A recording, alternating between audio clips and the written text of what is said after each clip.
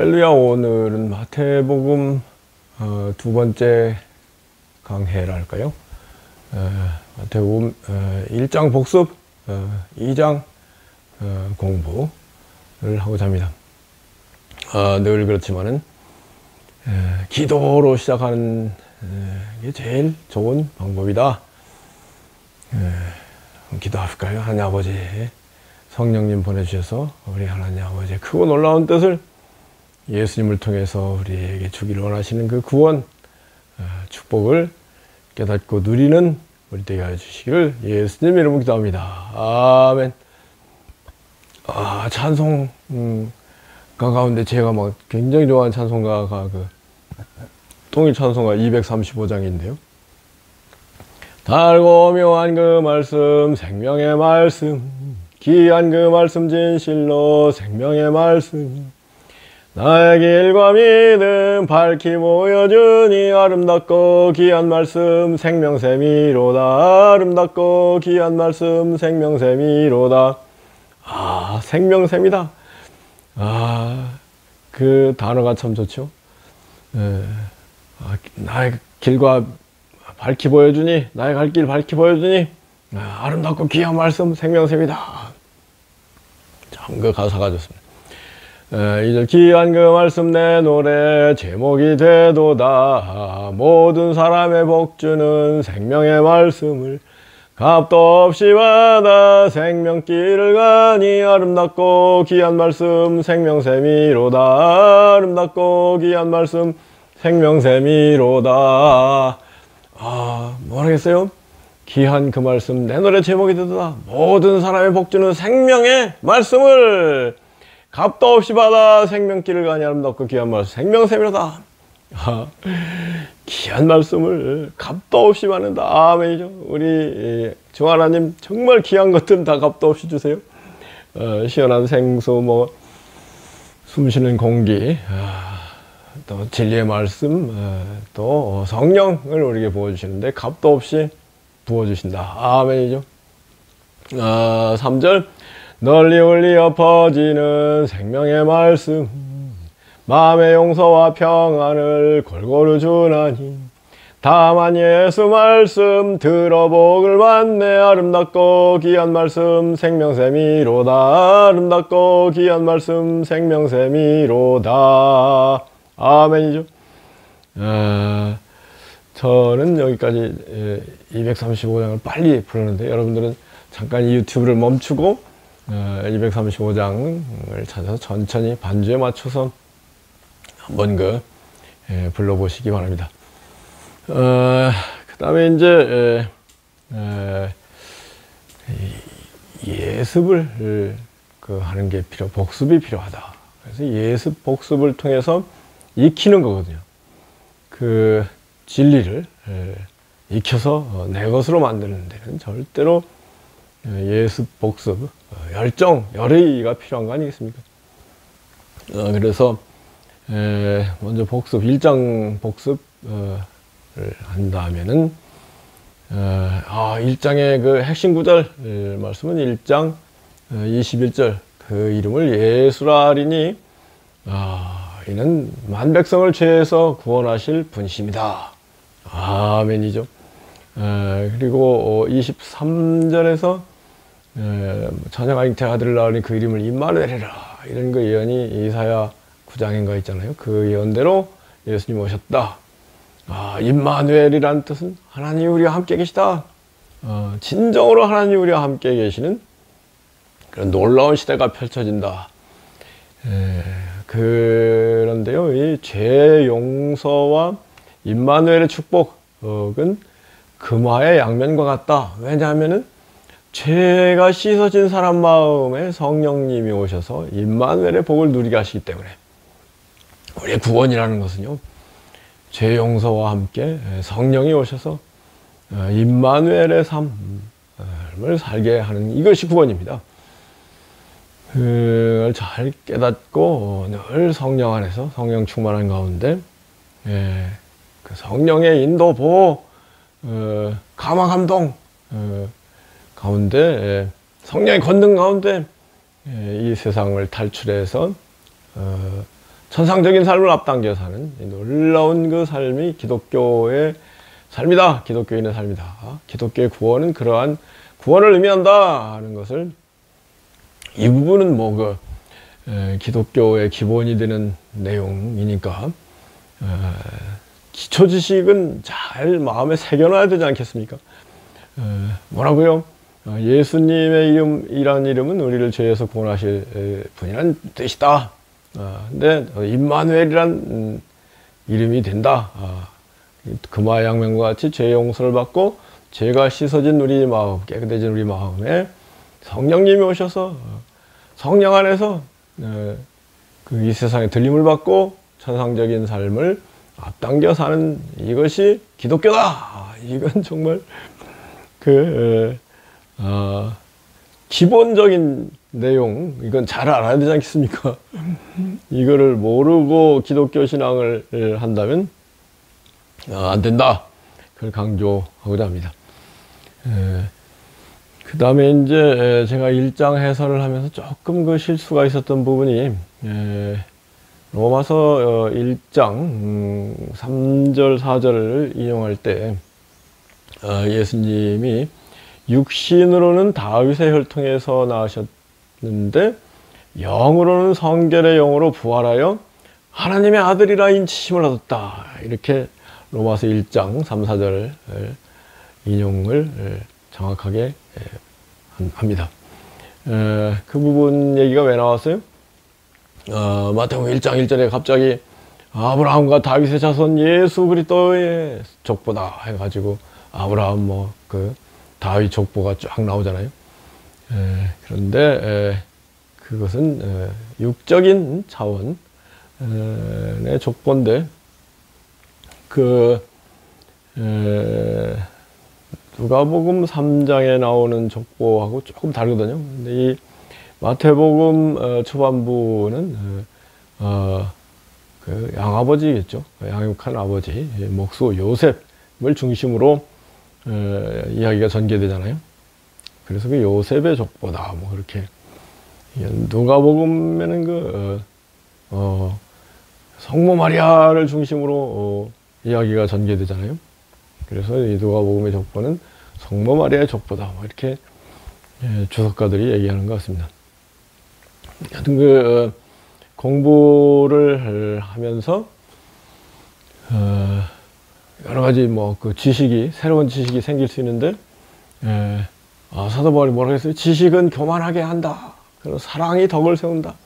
그랬잖아요. 그래서 이 지식 때문에 우리가 교만해져서는 안 되고, 왜 이런 얘기를 해요? 우리 절대로 성경 공부한 것을 다른 사람에게 가르쳐야 되거든요. 가르치면서 완전히 배우는 거거든요. 그 작업을 할 때, 그 일을 할 때, 누가 우리 이런저런 질문을 할 수 있단 말이에요. 모든 질문에 대한 대답 잘 준비하고 잘 깨우쳐줘야 그 사람이 아멘으로 믿게 되는 거 아니겠습니까? 질문을 했는데 대답을 제대로 못한다 그러면 속으로 벌써 불신하면서 성경 공부를 하게 되면 그게 되겠습니까? 그래서 가능한 모든 질문에 대한 대답을 준비하는 차원에서 이런 공부를 하는 것이지, 잘났다고 뽐 잡으려고 폼 들려고 하는 건 아니다. 그런 걸 강조하지 않을 수 없습니다. 그래서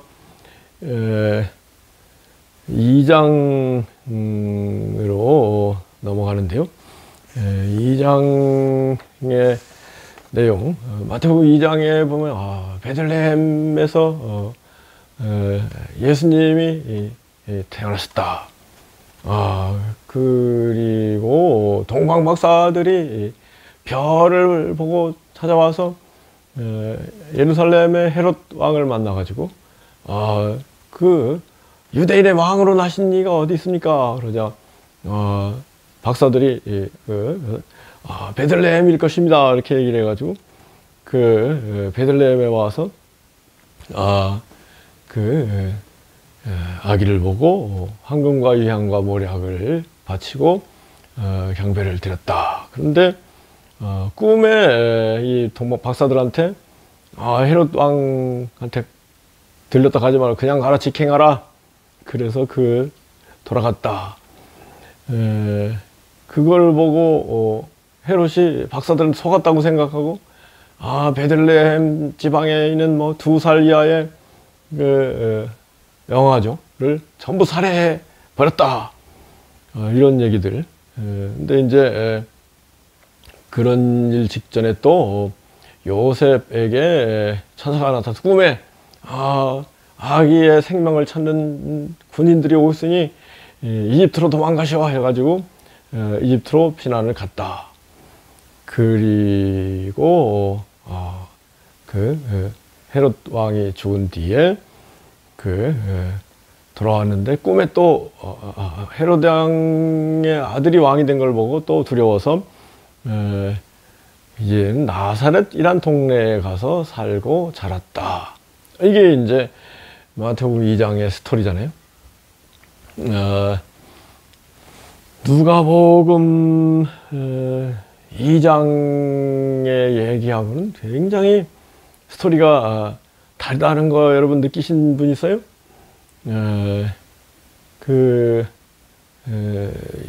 조금 주의 있게 성경을 읽은 분들은 이 마태복음 2장의 스토리하고 누가복음 2장의 스토리는 좀 많이 다르구나. 왜 이런 차이가 있는 것이냐. 혹시 불신자들이 이런 걸 지적하면서 그 성경이 꿈에 난 얘기 아닙니까? 이렇게 얘기할 때 우리가 뭐라고 대답할 것이냐. 이런 준비를 해놔야 되지 않겠습니까? 그런 차원에서 말씀을 드리는데요. 누가복음 2장에는 어떻게 돼 있어요? 원래 요셉, 마리아, 이제 누가복음 마리아 중심으로 스토리가 전개돼요. 원래 나사렛 사람이다. 나사렛이라는 동네는 갈릴리 호수, 이스라엘의 북부 지방 갈릴리 호수가 있지 않습니까? 거기에 있는 산골 동네가 나사렛. 나사렛에서 조금 바닷가, 갈릴리 호숫가로 나오면 가버나움이라는 동네가 있는데, 바닷가죠. 가버나움이라는 동네에서 예수님 주로 이제 활동을 하시고, 또 이제 요단강이 이제 갈릴리 호수에서 사해바다, 이스라엘 남쪽까지 흘러가지 않습니까? 남쪽에 이제 또 예루살렘이 있는 것인데, 예수님께서 갈릴리 호수가와 예루살렘에서 이렇게 사역을 하시잖아요.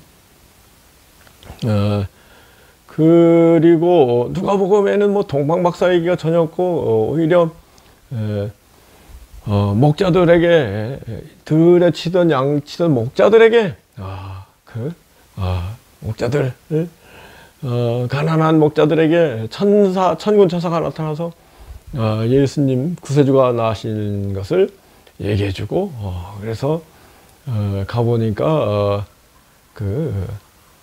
구유에 놓인 아기가 표적이다 해가지고 목자들이 가서 보고 천사가 얘기해준 대로 구유에 놓인 아기를 보고 경배했다. 누가복음에는 이제 호적을 하기 위해서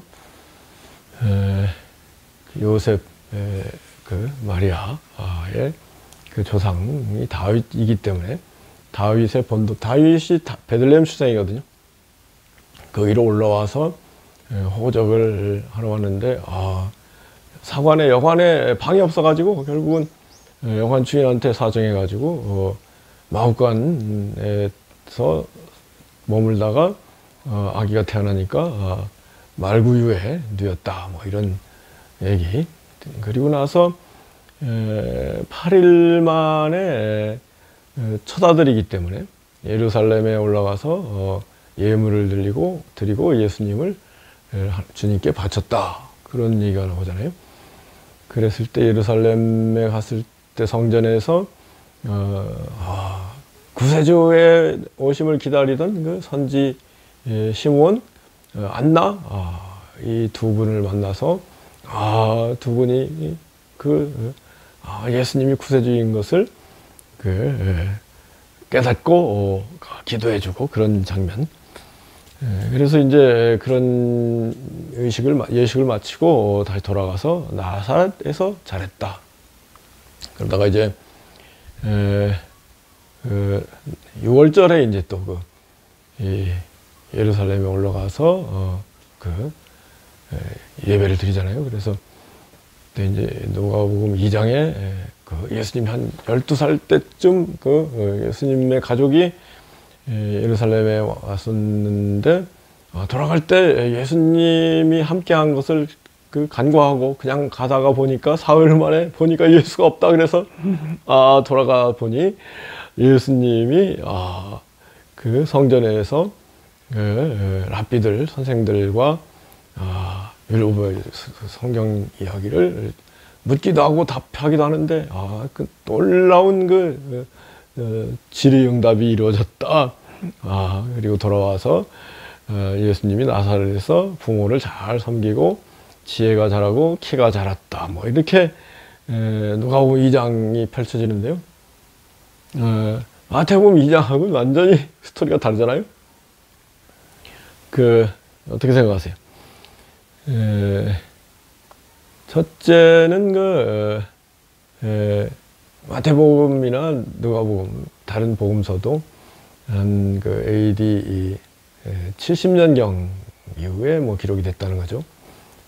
예수님이 순환당하시고 부활하시고 승천하신 뒤에 이제 기록이 됐는데, 그러면서 이제 마태는 기록을 하면서 예수님이 구약에 예언된 예수님, 물론 누가복음도 마찬가지입니다만 특히 유대인들에게 예수님이 구세주임을 설명하기 위해서 이런 얘기를 정리해서 기록을 해놓은 것이고, 근데 마태는 여러분 다 아시다시피 세리 마태, 그 당시에도 세리하면 돈을 막 어마어마하게 가지고 있던 사람이잖아요. 그래서 마태, 예수님 부활하시고 승천하신 뒤에 마태 중심으로 이제 교회가 형성됐는데, 그 교회에는 세리 출신 부자들이 많이 있어가지고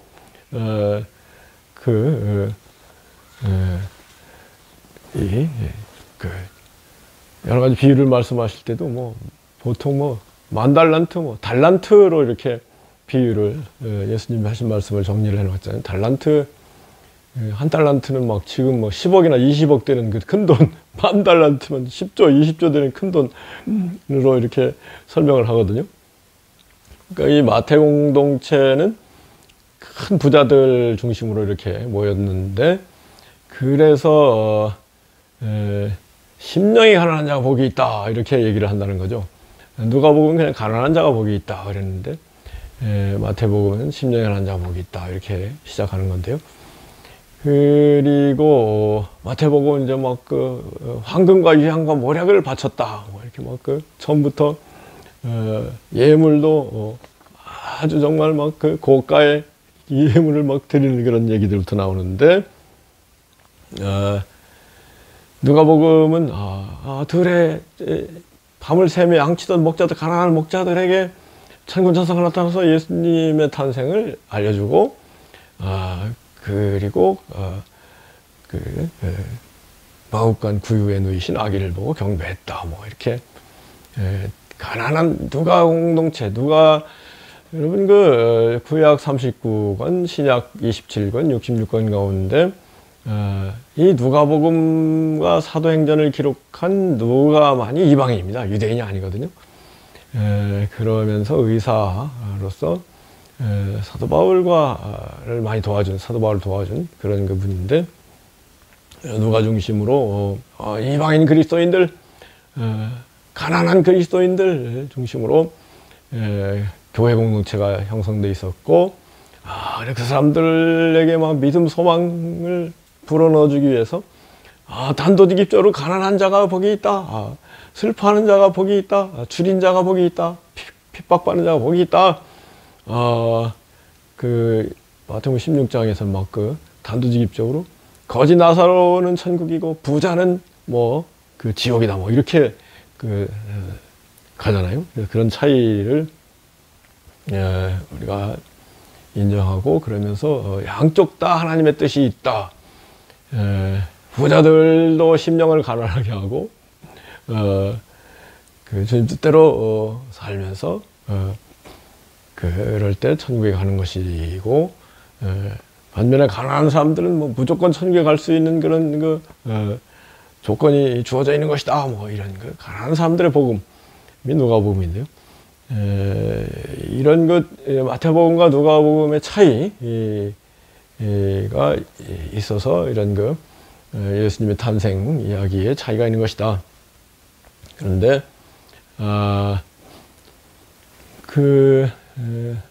이러한 그 조금 많이 차이가 나는가요? 이런 차이 때문에 예수님이 구세주, 예수님이 성령으로 잉태되셔서 이 땅에 오신 하나님의 아들이시고 우리를 위하여 십자가에서 피 흘려 죽으신 하나님의 어린 양이시고 그 피를 믿고 의지함으로 죄 용서를 받고 구원을 받고 그런 성도들에게 성령이 오셔서 성령이 함께하는 놀라운 그 구원의 역사가 펼쳐진다. 이러한 대전제 기독교의 줄기, 근간 뿌리와 줄기와 같은 그런 진리가 전혀 영향을 받을 수 없는 것이죠. 그리고 또 예수님께서 가르치신 그 귀중한 말씀들, 정말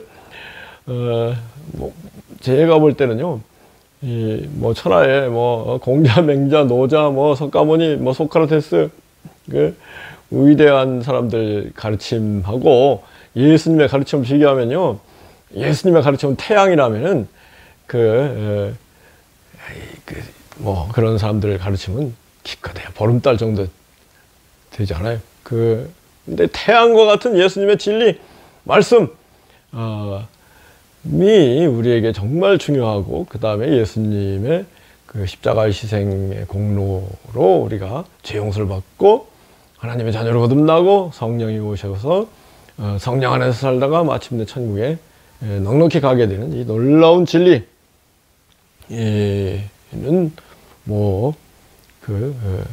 전혀 조금씩 지연말단적인 점에 차이가 있다고 해서 그게 무슨 문제가 되느냐. 그래서 이게 정말로 성경 공부하는데 제일 중요한 건 겸손. 아멘이죠. 하나님 교만한 자를 물리치시고 겸손한 자에게 은혜를 주시니라 하시는데 겸손한 마음으로 성경을 대하고 연구하면은 다 충분히 이해하고 오히려 그런 차이 때문에 더 잘 믿을 수 있는 계기가 될 수도 있다고 할까요? 하나님 부자들도 생각하시고 가난한 사람들은 더 생각하고 계시구나. 이런 하나님의 놀라운 사랑의 소식, 복음을 한 번 더 마음에 깊이 새기고 은혜를 받고 이러한 질문을 하는 사람들에게 잘 대답해주는 그런 우리가 되어야 될 줄 믿습니다. 그런데 근데 종교개혁 이후에 이런 차이 때문에 성경 얘기가 전부 이게 지어낸 얘기지 그러니 성경 믿을 게 뭐가 있냐 이런 사람들이 많이 나왔어요. 그 영향으로 지금 기독교가 자꾸 그런 사람들 목소리가 커지면서 지금 기독교가 또 약화되는 그런 이유 중에 하나인데 오늘 제가 말씀드린 내용이 굉장히 중요한 거는 그런 차이가 문제가 되지 않는다. 오히려 그런 차이 때문에 더 하나님의 사랑을 더 확실하게 더 생생히 더 뜨겁게 깨닫는 계기가 되고 더 은혜를 받고 더 큰 믿음으로 나아가는 계기가 되는 것이지 그거를 이렇게 꼬집어가지고 못 믿겠다 이래서는 집안 손해죠. 근데 여튼 이러한 차이가 사실상 있다는 것을 우리도 염두에 두면서 성경을 읽고 깨닫고 가르치는 그런 건 굉장히 필요하다고 생각합니다. 하여튼 이 놀라운 사복음서의 기록, 요한복음에는 뭐 이런 얘기 없잖아요. 그냥 뭐 단도직입적으로 태초에 말씀이 계시나, 말씀이 하나님과, 이 말씀이 곧 하나님이시다, 말씀이 사람이 되어 우리 가운데 오시니 우리가 그 영광을 보니 아버지 속생전 영광이 은혜와 진리가 충만하다. 아멘. 이렇게 가잖아요. 그래서 다 모든 성경이 성령의 감동으로 이룩된 것이고 나름대로 의미가 있는 것이다. 그런 것을 한번 더 강조하고 오늘 2장 공부를 여기서 마치고자 합니다. 기도합시다. 하나님 아버지 감사합니다. 이 놀라운 그 복음서 2000년 전에 참 정말로 그 여러 가지로 불편한 시대에 사도들이 복음서를 기록할 때 정말 그럼에도 불구하고 이 마태, 마가, 누가, 요한복음을 보면서 이 어마어마한 기록들에 감탄하고 감격하고 정말로 하나님의 성령이 개입한 것을 인정하지 않을 수 없고 그러면서 그 줄기가 되는 구원의 소식, 또 예수 그리스도의 놀라운 그 진리 말씀, 그야말로 지고지상 고귀한 진리 말씀, 태양과 같은 말씀, 그 메시지를 잘 마음에 새기고 순종하는 가운데 더 큰 은혜의 세계로 나아갈 수 우리 모두 되기를 예수 그리스도로 축복하고 기도합니다. 아멘.